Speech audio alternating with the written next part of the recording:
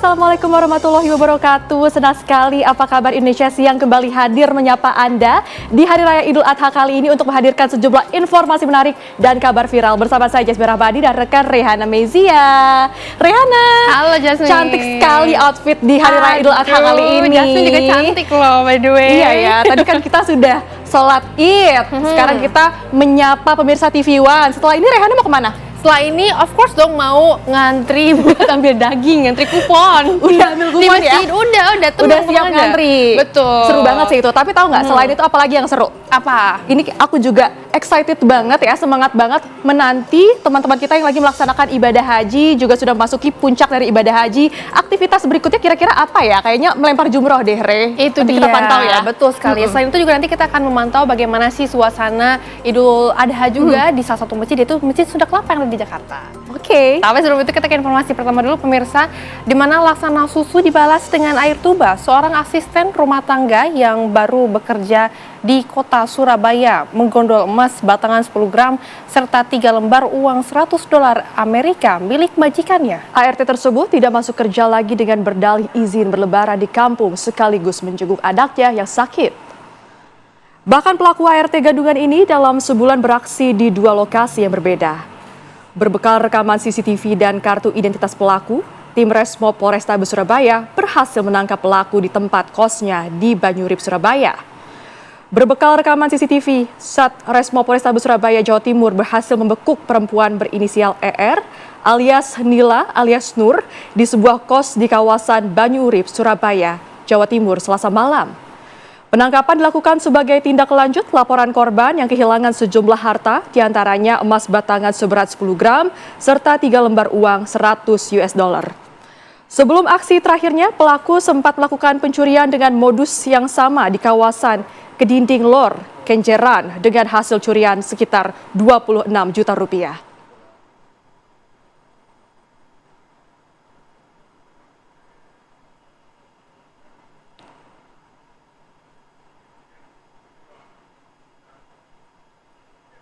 Berikutnya, seorang warga negara asing dianiaya hingga tewas oleh sesama warga negara Brunei Darussalam di kawasan Blok M Kebayoran Baru, Jakarta Selatan.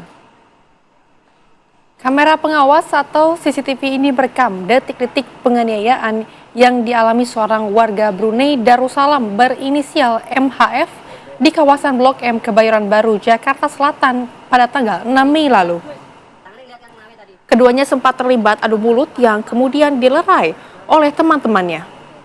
Namun dalam satu momen pelaku memukul kepala korban menggunakan botol hingga terkapar tak sadarkan diri. Oleh rekan-rekan yang korban kemudian dilarikan ke Rumah Sakit Pusat Pertamina, namun dinyatakan tewas tanggal 16 Mei setelah aparat mendapat penanganan medis. Setelah sempat buron, pelaku yang berinisial MIA 33 tahun ditangkap petugas Subdit Resmob Polda Metro Jaya Senin dini hari kemarin. Pelaku ditangkap tanpa perlawanan di tempat persembunyiannya di kawasan Kebayoran Lama, Jakarta Selatan.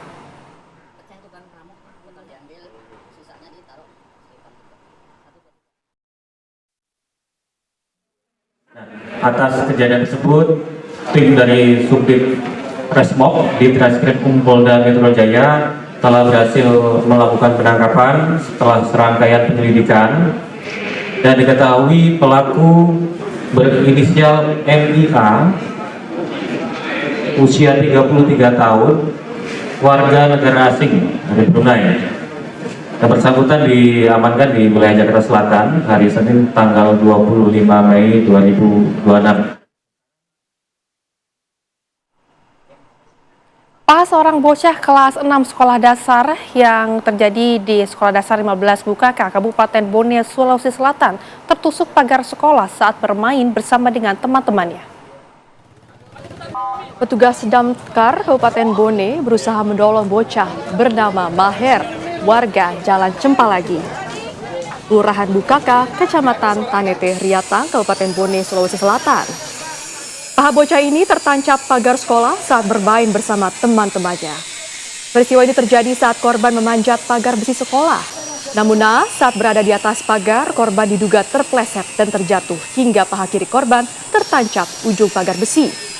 Petugas memotong besi pagar agar korban dapat dievakuasi dengan aman tanpa memperparah lukanya. Selanjutnya korban langsung dievakuasi ke RSUD Tenria Waru, Bonde.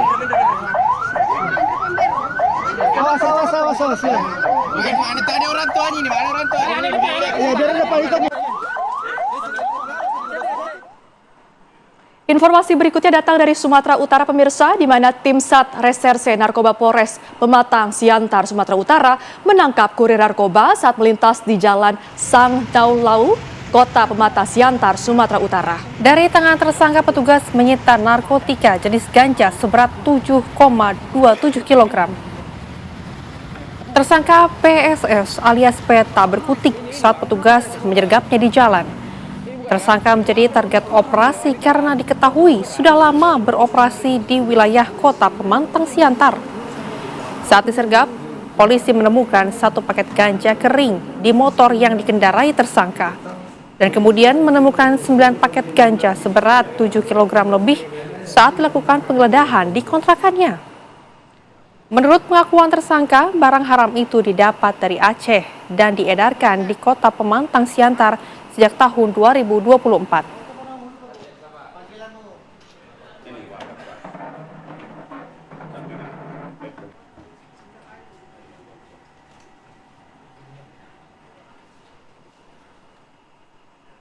Memperjuangkan keadilan untuk anaknya, pemirsa yang diduga ini menjadi korban malpraktik Doris Flantika, ayah dari almarhum Alkeo Hanan Flantika, temui Wali Kota Padang, Fadli Amran. Pertemuan ini menjadi momentum penting bagi pihak keluarga untuk menyampaikan secara langsung sejumlah kejanggalan yang mereka rasakan.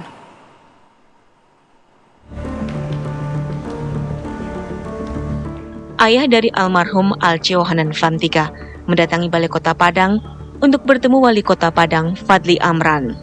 Dalam pertemuan yang berlangsung tertutup, ayah Alkeo, Doris Flantika, berupaya mendapatkan dukungan moral dan mencari keadilan atas kematian anaknya saat mendapat perawatan medis di Rumah Sakit Dr. M. Jamil Padang.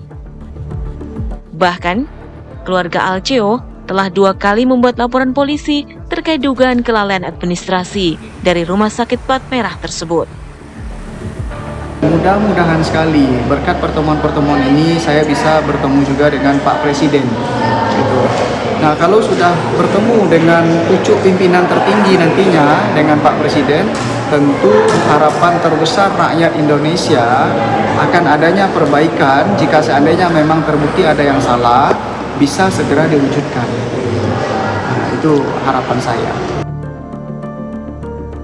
Sementara Direktur Utama Rumah Sakit Dr. M. Jamil Padang, Dovi Janas, mengatakan sudah ada 15 orang dari pihak internal rumah sakit yang dimintai keterangan oleh kepolisian. Selain itu, pihak rumah sakit mengaku hingga saat ini mereka berkomitmen untuk mengusut tuntas kasus ini.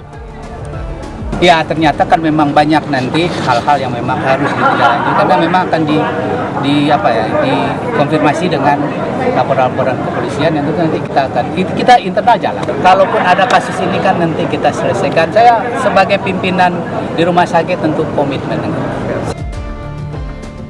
Kasus bermula dari meninggalnya seorang balita 14 bulan bernama Alkeo setelah menjalani perawatan luka bakar di Rumah Sakit M. Jamil Padang. Keluarga melaporkan kasus ini ke pihak kepolisian karena menduga ada kelalaian medis. Dari Padang, Sumatera Barat, Wahyudi Agus, TV One mengabarkan.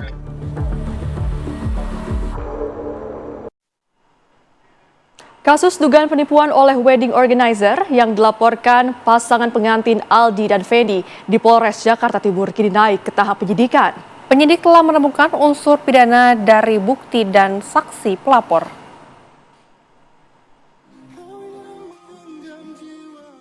Kasus dugaan penipuan wedding organizer yang dilaporkan pasangan pengantin Aldi dan Feni di Polres Jakarta Timur kini naik ke tahap penyidikan. Korban sakit hati dibuat kecewa karena ketika hari bahagia berlangsung malah berubah jadi duka. Mendadak tidak ada dekorasi hingga catering untuk tamu undangan. Berdasarkan hasil gelar perkara pemeriksaan terhadap barang bukti dan saksi pelapor, penyidik menemukan adanya unsur tindak pidana dalam kasus ini. Pemeriksaan kepada saksi pelapor dan tentunya saat ini dalam pendalaman dan sudah kita lakukan untuk penyelidikan. Dan saat ini tadi saya sudah dapat laporan dari gelar perkara sudah ditingkatkan sidik.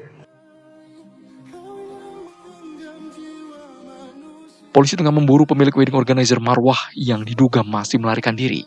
Selain itu, polisi juga menunggu laporan dari korban lainnya yang tertipu oleh wedding organizer Marwah yang diperkirakan mencapai puluhan orang. Dari Jakarta, Haikal Vandea, TV One mengabarkan. Pemirsa, seekor sapi kurban lepas hingga tercebur ke aliran sungai Cikalang, Kecamatan Tawang, Tasikmalaya, Jawa Barat. Informasi selengkapnya usai jeda, tetaplah bersama kami sesaat lagi. Terima kasih Anda kembali bersama kami di Apa Kabar Indonesia Siang.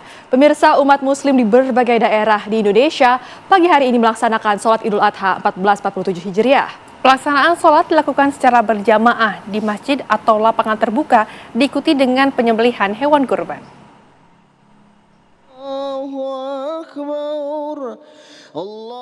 Ribuan jemaah memadati Masjid Istiqlal pagi ini untuk pelaksanaan sholat Idul Adha. Sebagian besar jemaah datang subuh agar mendapatkan tempat di dalam masjid terbesar se-Asia Tenggara ini. Pelaksanaan ibadah dimulai pukul 7 dengan Ahmad Ansoruddin Ibrahim sebagai imamnya. Sejumlah tokoh negara terlihat hadir termasuk Wakil Presiden Gibran Rakabuming Raka. Tahun ini Masjid Istiqlal mengusung tema spirit kurban merawat alam dan kemanusiaan yang sejalan dengan tema besar Kementerian Agama mengenai ekoteologi dan teologi cinta. Ratusan jemaah memadati pelataran Masjid Gede Kauman Yogyakarta Rabu pagi untuk menunaikan sholat Idul Adha. Sholat Idul Adha di Masjid Gede Kauman Yogyakarta dimulai sekitar pukul 7 pagi dengan Jamaluddin Ahmad sebagai imam dan khotib. Usai sholat Id, Masjid Gede Kauman menyembelih 29 ekor hewan kurban. Terdiri dari 10 ekor sapi dan 19 ekor kambing termasuk hewan kurban milik Sri Sultan Hamengkubuwono X. Ribuan umat muslim di kota Makassar memadati lapangan Karebosi untuk melaksanakan sholat Idul Adha. Pemerintah kota Makassar menetapkan lapangan Karebosi sebagai pusat pelaksanaan sholat Idul Adha tahun ini. Pelaksanaan sholat dimulai pukul 6:30 waktu Indonesia Tengah. Usai melaksanakan sholat Idul Adha, pemerintah kota Makassar kemudian melakukan penyembelihan hewan kurban bantuan Presiden Prabowo Subianto berupa seekor sapi berbobot hampir 1 ton yang dijadwalkan disembelih di Masjid At-Taqwa di Kecamatan Wajo, Kota Makassar.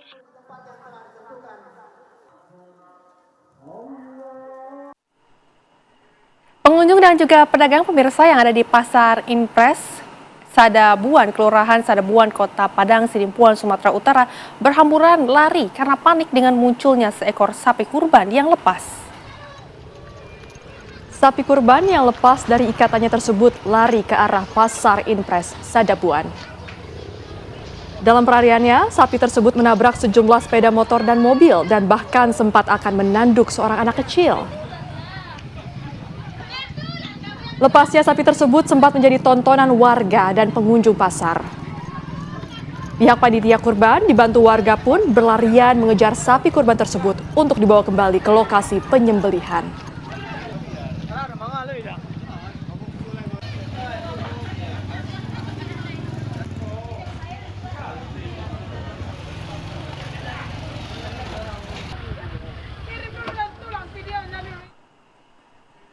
Sementara itu, seekor sapi kurban kabur hingga tercebur ke aliran sungai Cikalang, Kecamatan Tawang, Tasikmalaya, Jawa Barat. Karakter sapi yang agresif sempat membuat warga berhamburan sebelum akhirnya berhasil dikepung.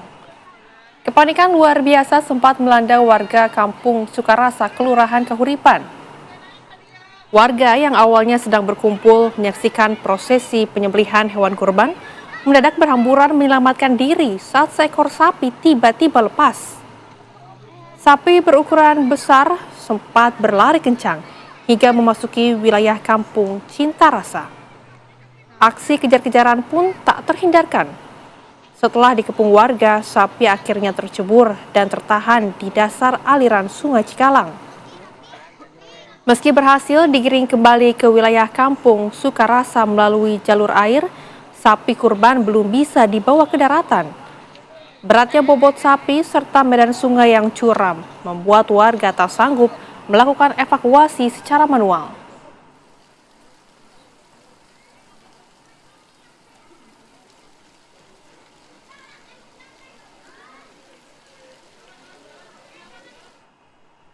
Masjid Agung Sunda Kelapa, pemirsa, kembali menyelenggarakan kegiatan penyembelihan hewan kurban yang berlangsung sejak Rabu pagi. Sebanyak 19 sapi dan 36 kambing disembelih di Masjid Sunda Kelapa. Sejumlah tokoh politik mempercayakan hewan kurbannya untuk disembelih di Masjid Sunda Kelapa. Mereka diantaranya Wakil Presiden Gibran dan Presiden kelima Republik Indonesia Megawati Soekarno Putri. Proses penyembelihan direncanakan akan rampung sore nanti dan langsung dibagikan kepada masyarakat.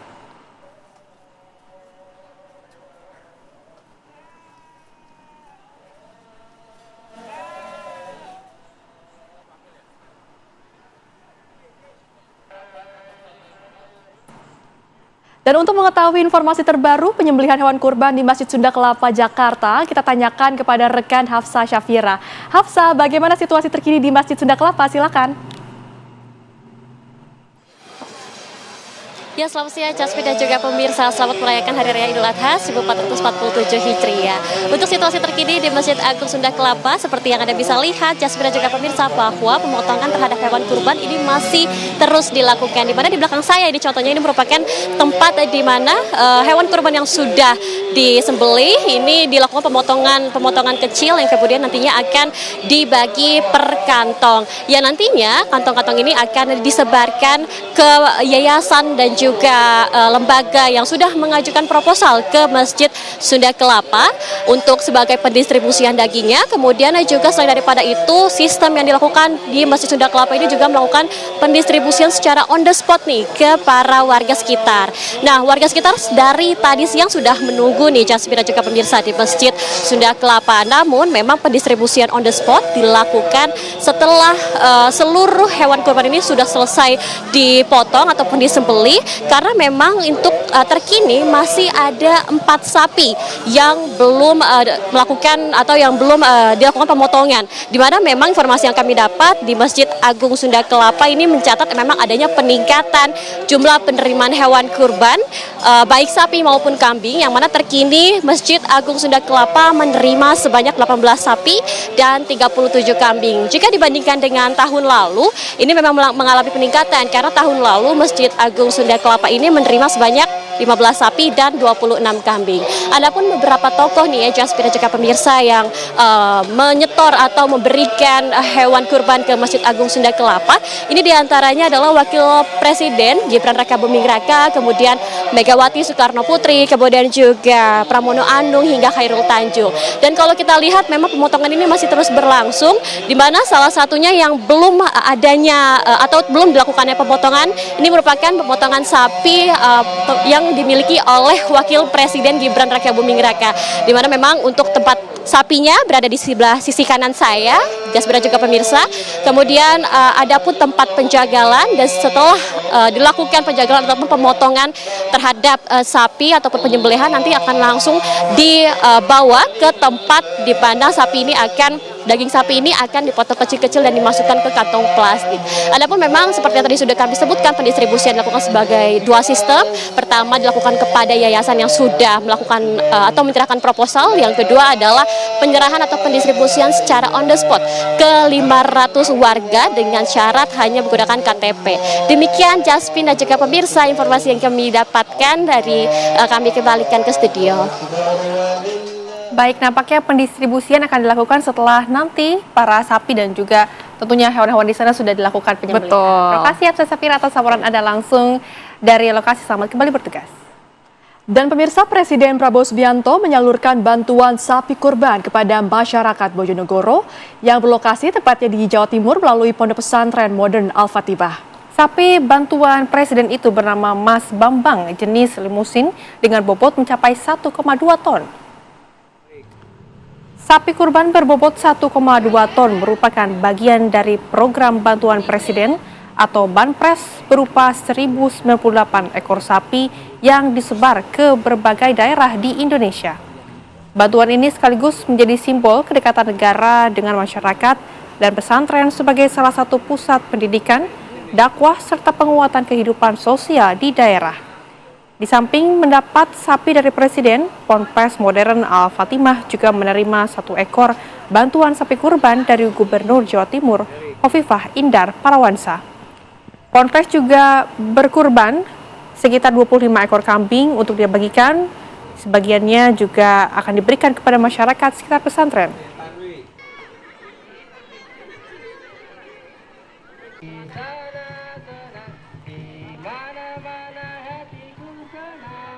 Allah amanah ini akan kita laksanakan agar kebahagiaan baik para guru, ustadz, santri, dan masyarakat sekitar pondok pesantren bisa menikmati apa yang telah diberikan oleh Pak Presiden.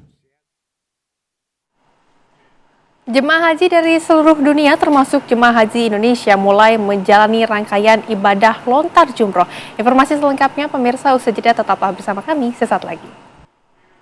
Anda kembali bersama kami di Apa Kabar Indonesia Siang. Pemirsa, setelah melaksanakan wukuf di Arafah, jemaah haji Indonesia mulai bergerak lebih tepatnya pemirsa untuk melanjutkan rangkaian ibadah haji ke Musdalifah secara bertahap.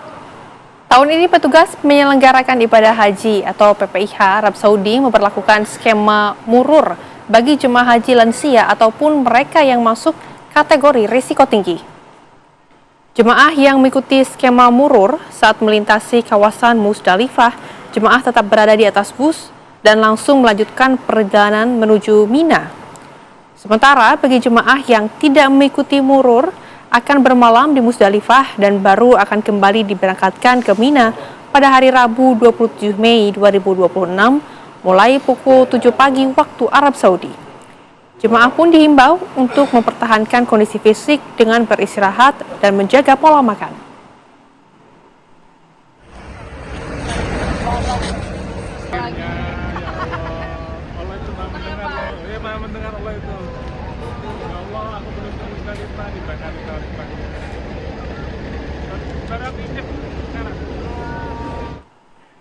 Setelah menyelesaikan wukuf di Arafah dan singgah sebentar atau mabit di Musdalifah, para jemaah haji saat ini tinggal di tenda-tenda Tanah Mina. Di Mina, jemaah haji akan tinggal hingga 12 atau 13 Zulhijjah untuk melaksanakan ibadah lempar jumroh.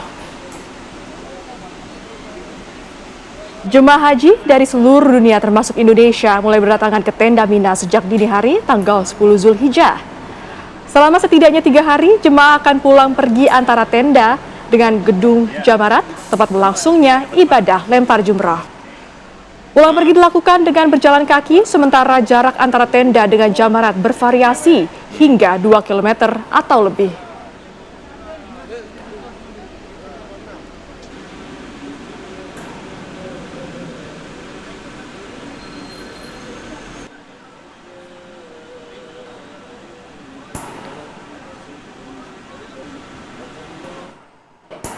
Jemaah haji dari seluruh dunia, pemirsa, dan juga termasuk jemaah haji Indonesia mulai menjalani rangkaian ibadah lontar jumroh. Ibadah ini berlangsung di gedung Jamarat, Bida, Arab Saudi. Untuk mencapai gedung Jamarat, jemaah harus berjalan kaki dari tenda tempat mereka menginap. Perjalanan mereka akan melewati terowongan Mina sebelum tiba di Jamarat. Di hari pertama, 10 Zulhijjah, jemaah haji hanya melempar 7 kerikil ke jumroh atau tembok akobah.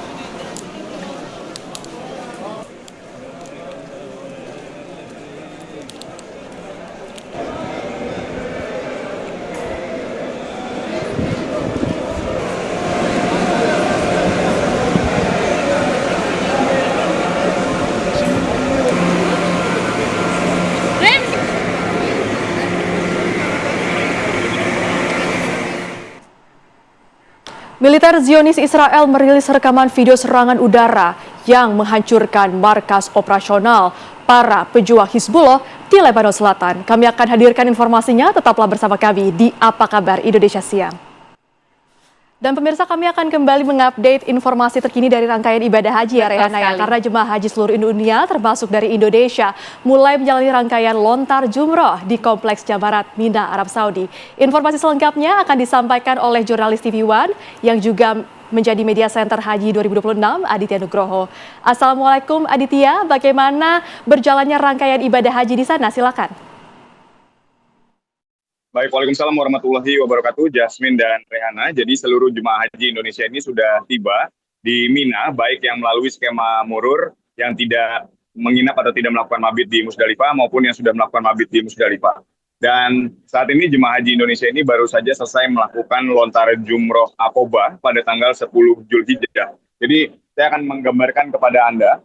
Nah, ini adalah suasana Maktab 87, tempat tenda-tenda jemaah haji yang berada di sini. Jadi dapat dilihat, saya akan menggambarkan sedikit. Jadi kita akan sedikit keluar ke jalan raya. Jemaah haji kita ini baru saja selesai melaksanakan.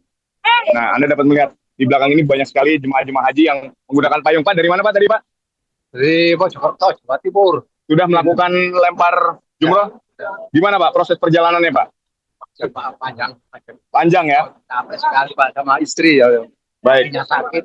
Tapi tadi bawa payung ya Pak? Iya. Baik. Berapa kilo kira-kira tadi Pak? Wah, kan tahu Pak ya, kan tahu ya. Kira-kira 3 kiloan tadi udah. Tapi apa pengalaman menariknya Pak dari lempar jumroh ini? Sangat bahagia. Bersyukur semuanya sudah sukses ya. Baik, tapi kemarin sempat mabit di Musdalifah atau pakai skema Murur? Tidak Murur, langsung. Oh baik. Tapi gimana untuk pelayanan di tahun ini? Sangat bagus, saya terima kasih, sangat terima kasih Pak. Terima kasih. Baik. Dan semuanya di balas sama Allah Subhanahu Wa Taala ya. Terima kasih, sangat terima kasih. Baik, selamat beristirahat kembali Pak. Terima kasih Pak. Jadi ini kita dapat melihat bahwa jemaah haji kita saat ini sudah betul-betul mengetahui, sudah sangat teredukasi. Nah ini ada jemaah haji lagi yang dari Ambon. Mau kemana? Mau ke yang melontar Aqabah. Baik, ini baru mau melontar ya Pak? Siap. Mau melontar. Baik, lalu apa saja Pak yang dipersiapkan saat akan melontar ini? Ya kita siapkan yang pertama batu untuk melontar. Ya. Ada juga persediaan air minum untuk mengantisipasi hal-hal yang bisa mengganggu perjalanan kita. Baik, lalu seberapa pentingnya bawa payung segala nih Pak ya, pakai APD nih? Ya karena cuacanya agak panas, jadi kita perlu persiapkan payung juga. Baik. Makasih Pak. Baik, silakan lanjutkan kembali perjalanan. Hati-hati Bapak, sehat-sehat. Terima kasih. Halo. Nah ini juga tuh. Jadi jemaah haji kita alhamdulillah ini sudah sangat paham betul bahwa ketika berpergian melakukan rangkaian ibadah di luar ruangan semuanya sudah menggunakan payung, menggunakan APD. Lalu apa saja Pak yang dibawa Pak? Air minum, Payung, kacamata hitam, kopi. Oke. Jadi semuanya lengkap dibawa ya? Ya lengkap. Ini sudah melaksanakan jumroh Aqobah atau baru akan? Sudah selesai. Kita sudah kembali ke camp. Baik, lalu bagaimana prosesnya? Alhamdulillah lancar-lancar.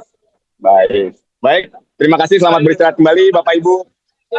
Baik, jadi itu yang bisa kami gambarkan. Ini suasananya semakin sore ini semakin penuh karena memang ada imbauan bahwa ketika melakukan prosesi lempar jumroh Aqobah ini diimbau atau disarankan ini menghindari jam 10 sampai jam 2 siang karena ini merupakan cuaca yang paling terik. Seandainya ingin di jam-jam 10 sampai 2 siang tadi, ini tetap harus menggunakan alat pelindung diri karena jemaah di sini saya rasa sudah sangat teredukasi sekarang. Jemaah rata-rata sebagian besar yang dari Indonesia ini sudah membawa payung untuk kemudian sebagai alat pelindung diri dari pengawatan sinar matahari. Jadi proses ini akan dilakukan di tanggal 10 Zulhijjah, baru nanti kemudian dilanjutkan dengan hari tasyrik di tanggal 11, 12, dan 13. Ini juga akan melempar jumroh dan Aqobah. Demikian yang dapat kami kabarkan. Yasmin dan Rehana kembali ke studio dari Mina, Arab Saudi. Aditya Nugroho mengabarkan. Baik, tentunya juga kita doakan semoga para jemaah haji di sana bisa lancar hingga kembali lagi ke tanah air. Terima kasih Aditya Nugroho atas laporan Anda. Selamat kembali bertugas, jaga kesehatan selalu. Anda kembali bersama kami di Apa Kabar Indonesia Siang. Libur panjang Idul Adha, volume penumpang kereta api di stasiun Pasar Turi, wilayah Daob 8 Surabaya mengalami peningkatan seiring tingginya mobilitas masyarakat. Total ada 39.143 penumpang yang memadati stasiun Pasar Turi hingga hari Selasa malam. Mahalnya tiket pesawat mendominasi berpindahnya penumpang pesawat yang memilih moda transportasi kereta api. KAI Daob 8 Surabaya mengoperasikan sebanyak 42 perjalanan kereta api jarak jauh yang berangkat awal dari wilayah Daob 8 Surabaya setiap harinya, serta melayani 14 perjalanan KA jarak jauh yang melintas di wilayah Daob 8 Surabaya. Total kapasitas yang disediakan mencapai sekitar 158.000 tempat duduk selama periode libur panjang Idul Adha 2026. Adapun sejumlah kota tujuan favorit antara lain Yogyakarta, Jakarta, Semarang, Bandung, dan Banyuwangi.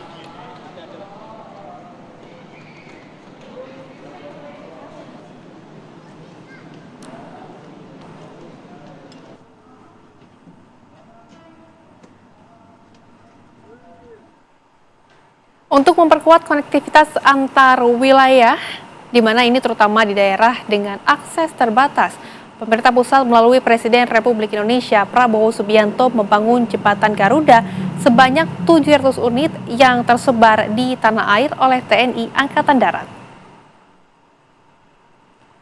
Inilah salah satu jembatan beton Garuda yang dikerjakan oleh jajaran Kodim 0901 Samarinda. Jembatan dibangun bersama warga di Jalan Budaya Pampang, Kelurahan Pampang Kota, Samarinda, Kalimantan Timur, dengan panjang 6 meter dan lebar 4 meter. Pembangunan jembatan Garuda dikerjakan selama 21 hari, yang merupakan program Presiden Prabowo Subianto melalui karya bakti TNI Angkatan Darat untuk percepatan pembangunan, khususnya peningkatan mobilitas warga semakin lancar, serta untuk pertumbuhan ekonomi masyarakat.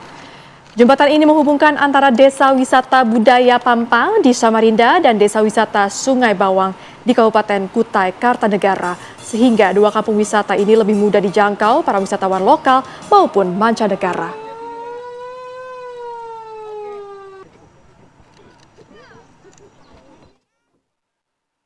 Meresmikan jembatan Garuda yang merupakan program dari Bapak Presiden Prabowo di tahap 3 dan tahap 4 ini ada sekitar 12 titik yang sudah kita kerjakan dan yang sudah selesai itu 11. Pemirsa, viral di media sosial warga mengejar mobil pelaku tabrak lari di Tasikmalaya, Jawa Barat. Sempat diamuk massa, polisi berhasil mengamankan pengemudi yang diduga berada di bawah pengaruh minuman keras. Aksi warga mengejar sebuah minibus yang diduga tabrak lari terekam di kamera pengawas pada Selasa malam. Pengemudi mobil yang panik usai diduga menabrak 3 unit sepeda motor, memacu kendaraannya secara ugal-ugalan menuju pusat kota guna menyelamatkan diri dari kejaran massa. Pelarian ini terhenti setelah warga berhasil mengepung pelaku. Massa sempat emosi namun berhasil diredam Wakapolres Kota Tasikmalaya yang berada di lokasi. Guna menghindari aksi main hakim sendiri, pelaku beserta unit kendaraan dievakuasi ke Mapolres Tasikmalaya Kota.